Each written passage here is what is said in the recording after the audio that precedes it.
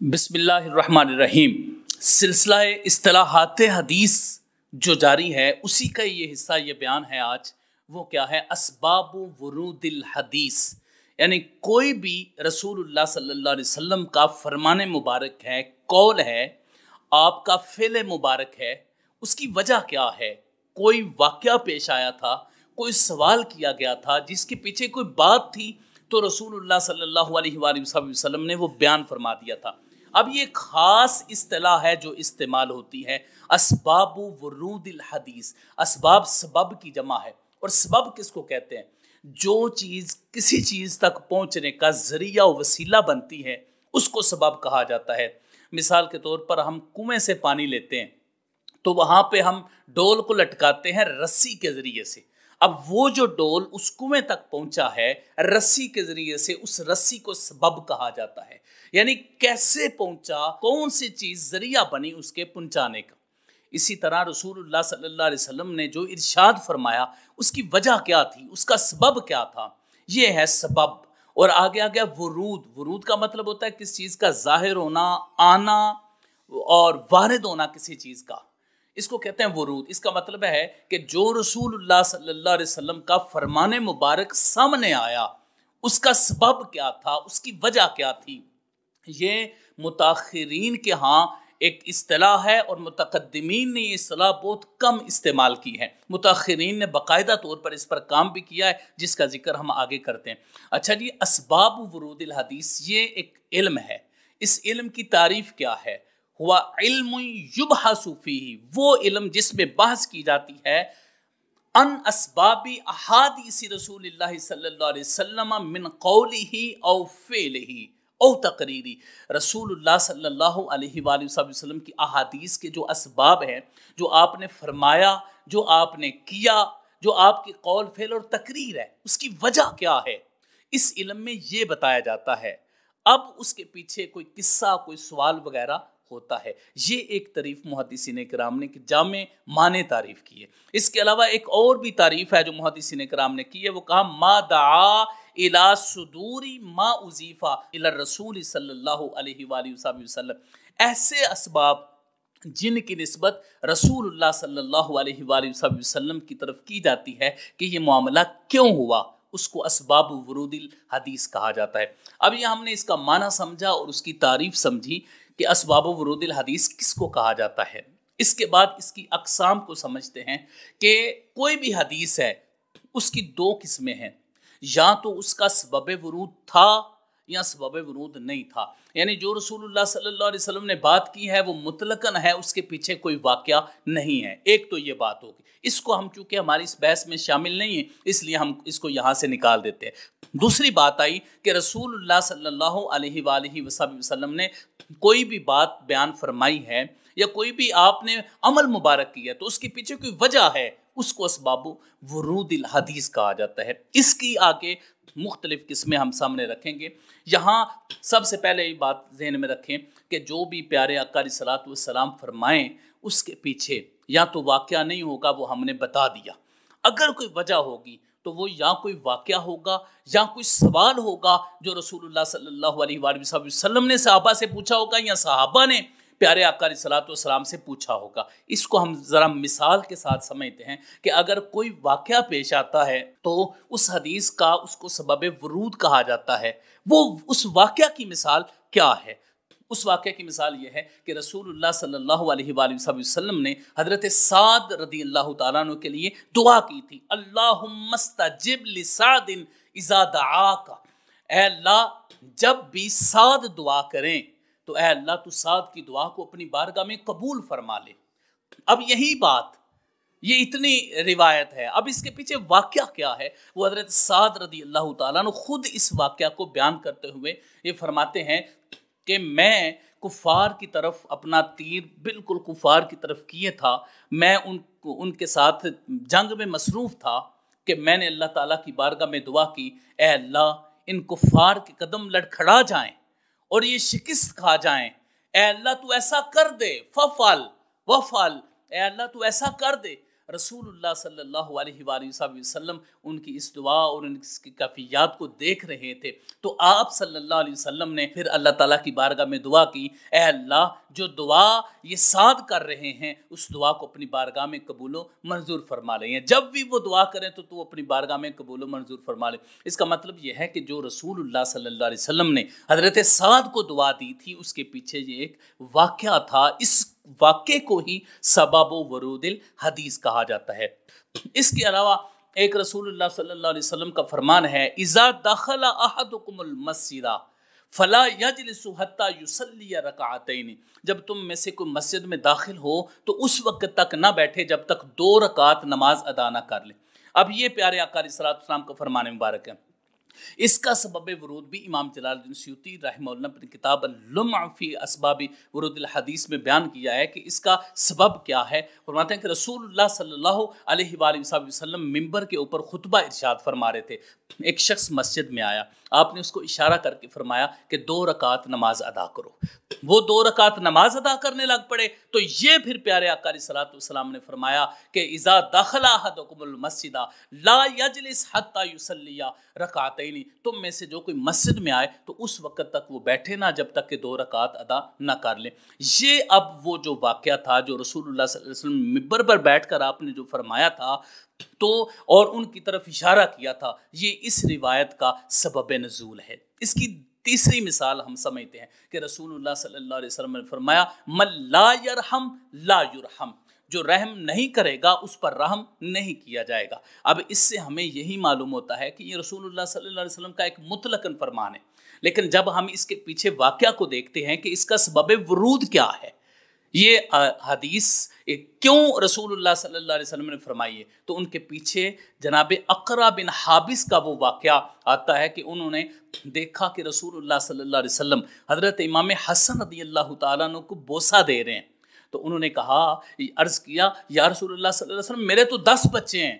تو میں نے تو نہیں کبھی ان کا منہ چوما، تو رسول اللہ صلی اللہ علیہ وسلم نے فرمایا من لا یرحم لا یرحم، جو رحم نہیں کرتا اس پر رحم نہیں کیا جاتا۔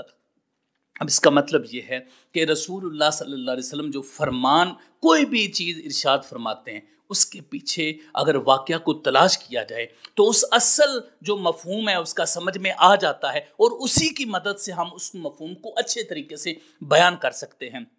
تو یہ تھا کہ اگر کوئی واقعہ پیش آئے تو رسول اللہ صلی اللہ علیہ وسلم اس کی بنیاد پر یہ فرمائیں تو اس کو سبب و ورود الحدیث کہا جاتا ہے۔ بنیادی طور پر تو یہ وہی چیز ہے جو ہم شان نزول کہتے ہیں، یہ سبب نزول کہتے ہیں۔ قرآن پاک کی آیات، جو بھی قرآن پاک کی آیات کے پیچھے واقعہ، کوئی قصہ، حادثہ یا سوال کوئی بھی چیز ہوتی ہے تو اس کو ہم شان نزول یا سبب نزول کہتے ہیں۔ تو اسی طرح حدیث پاک کے لیے جو لفظ استعمال کیا جاتا ہے دونوں میں فرق کرنے کے لیے وہ ہم سبب و ورود الحدیث کا لفظ استعمال کرتے ہیں۔ جی اس کے بعد یہ آ جاتا ہے کہ کوئی سوال بھی ہوتا ہے، رسول اللہ صلی اللہ علیہ وسلم فرماتے ہیں یا صحابہ کرام، تو اس صورت میں بھی اس کے پیچھے جو واقعہ ہوتا ہے اس کی سمجھ آ جاتی ہے، جس طرح کہ امام جلال الدین سیوطی رحمہ اللہ نے اس کو اپنی کتاب میں بیان کیا ہے، وہی اسی طرح میں بیان کرنا چاہتا ہوں کہ نبی پاک صلی اللہ علیہ وآلہ وسلم نے فرمایا زرغبن تزداد حبن، رسول اللہ صلی اللہ علیہ وسلم نے یہ فرمایا کہ تم کم ملا کر، کم زیارت کیا کر تو محبت بڑھ جائے گی۔ اب یہ جو فرمان مبارک ہے اس کو امام جلال الدین سیوطی رحمہ اللہ انہی کے حوالے سے، چونکہ ان کی کتاب ہے اسپیشل، اس لیے میں اس کا حوالہ بھی یہاں پر وہی کوٹ کر رہا ہوں۔ تو فرمایا کم ملا کرو، ویسے اس کو امام ابن عدی نے روایت کیا ہے۔ تو یہ فرمایا، اس سے معلوم ہوتا ہے کہ رسول اللہ صلی اللہ علیہ وسلم کا یہ فرمان مبارک کہ کم ملا کرو تو محبت بڑھ جائے گی، یہ جو الفاظ ہیں اس کا ایک سبب ورود ہے، وہ یہ ہے کہ رسول اللہ صلی اللہ علیہ وسلم نے دیکھا کہ حضرت ابو ہریرہ رضی اللہ تعالیٰ نظر نہیں آئے، تو دوسرے دن فرمایا ابو ہریرہ کہاں تھے؟ انہوں نے کہا کہ میرے عزیز آئے تھے، میں ان سے ملنے کے لیے گیا۔ تو یہ اس کے عوض پھر رسول اللہ صلی اللہ علیہ وآلہ وسلم نے یہ فرمایا تھا۔ تو اس کا مطلب ہے کہ کچھ سوال بھی ہو سکتا ہے جس پر رسول اللہ صلی اللہ علیہ وسلم یہ چیز ارشاد فرماتے ہیں۔ تو یہاں تک ہم نے اسباب و ورود الحدیث کی جو مثالیں تھیں، کوئی واقعہ پیش آتا ہے یا کوئی سوال پیش آتا ہے تو اس کو ہم نے سمجھا۔ اب اس کے بعد ہم یہ سمجھنے کی کوشش کریں گے کہ رسول اللہ صلی اللہ علیہ وآلہ وسلم کا جو کسی بھی حدیث کے پیچھے ایک واقعہ ہوتا ہے اس واقعہ کے جو فوائد ہیں وہ کیا ہو سکتے ہیں. مثال کے طور پر ایک پیارے آقا علیہ السلام کا فرمان ہے، اس کے پیچھے ایک واقعہ ہے. اب اس واقعہ سے ہم کیا کیا استفادہ کر سکتے ہیں، اس حوالے سے میں یہاں پر کچھ فوائد اس کے جو ہیں وہ عرض کروں. جو اسباب ورود الحدیث کے فوائد ہیں، رسول اللہ صلی اللہ علیہ وآلہ وسلم کی حدیث کے پیچھے جو واقعہ ہے وہ یہ ہیں. ایک تو یہ ہے کہ جو ہم متن حدیث ہے یا اس حدیث سے جو ہمیں احکامات حاصل ہو رہے ہیں ان کو سمجھنا ہمارے لیے آسان ہو جاتا ہے، کیونکہ ہم اس کیفیت کو معلوم کرتے ہیں کہ رسول اللہ صلی اللہ علیہ وسلم نے کس کیفیت میں وہ ارشاد فرمایا تھا، یا حضور علیہ السلام کا اشارہ کس طرف تھا. جب ہم اس کو جان لیتے ہیں تو پھر ہمارے لیے حدیث کی جو فقہ ہے، احکامات ہیں، ان کو سمجھنا اور حدیث کا جو صحیح فہم ہے اس کو حاصل کرنا ہمارے لیے آسان ہو جاتا ہے. دوسرا اس کا فائدہ یہ ہے کہ اگر دو احادیث میں کہیں ہمیں تعارض لگ رہا ہو، تعارض نظر آ رہا ہو، تو پھر اس صورت میں ہم اصل واقعہ کو دیکھتے ہیں جو سبب ورود الحدیث ہوتا ہے، اس کو ہم دیکھتے ہیں کہ اس کی کیفیات کیا ہیں. ان کو دیکھ کر پھر اس کے بعد ہمارے لیے احادیث کے تعارض کو رفع کرنا زیادہ آسان ہو جاتا ہے. اس کے بعد جب امر اور نہی کا معاملہ آتا ہے، جو پیارے آقا علیہ السلام کا حکم یا کسی چیز سے ممانت ہے، اس کی نوعیت کا اندازہ ہو جاتا ہے کہ اس میں رسول اللہ صلی اللہ علیہ وسلم نے تحدید کے طور پر فرمایا، زیادہ سختی فرمائی، کم سختی فرمائی، یا اس میں سے کچھ افراد کو خاص کیا ہے، تو اس چیز کو بھی ہم سمجھ سکتے ہیں. اس کے علاوہ ہم ناسخ و منسوخ کو اگر سمجھنا چاہتے ہوں تو واقعہ بھی ہمیں بتا دیتا ہے کہ یہ جو واقعہ تھا یہ فتح خیبر کا تھا، یا یہ واقعہ غزوہ بدر کا تھا، اور متاخر جو تھا وہ کون سا واقعہ تھا. اس حوالے سے بھی ہم اس واقعے سے جو سبب ورود الحدیث ہے